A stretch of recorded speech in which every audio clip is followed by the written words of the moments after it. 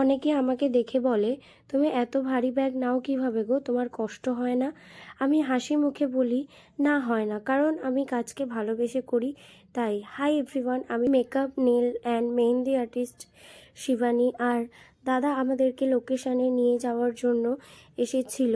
আর আমরা লোকেশানে গিয়ে দেখি আমার ব্রাইডের স্কিন কেয়ার চলছে। হ্যাঁ, ব্রাইডের স্কিন কেয়ার দেখে তো আমি খুবই খুশি হয়েছিলাম, কারণ মেকআপের আগে স্কিন কেয়ারটা খুবই জরুরি। তো আর আমি আফটার শ্যুটটা নিয়ে নিজের কাজ শুরু করে দিলাম।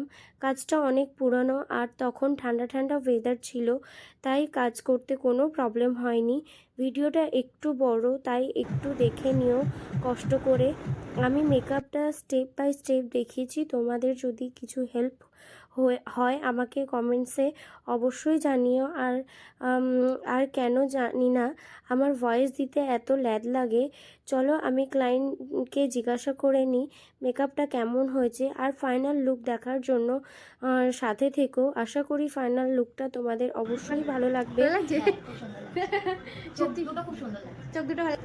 মেকআপটা এত ভালো ফেসে বসেছে, আই মেকআপ, লিপস্টিক সব কিছু যেন একেবারে পরিপূর্ণ করে তুলছে, একদম লক্ষ্মীর মতো। তারপর হাফ হেয়ার করে আমি আর সাথে ব্রেক নিয়ে নিলাম। ব্রাইডকে এই অবস্থা দেখে আমরা চা খাচ্ছি, ব্রেক টাইম।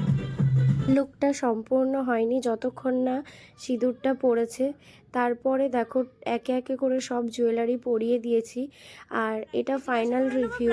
বলো তোমার কেমন লেগেছে? সুন্দর লেগেছে, পছন্দই তো হয়েছে সব কিছু। এখন থেকে দেখো চলো।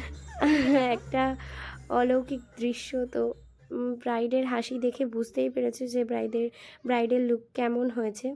আর ব্রাইডও পোজ দিচ্ছিল একটু। এটা হেয়ারের ফাইনাল লুক, তোমরা জানিও।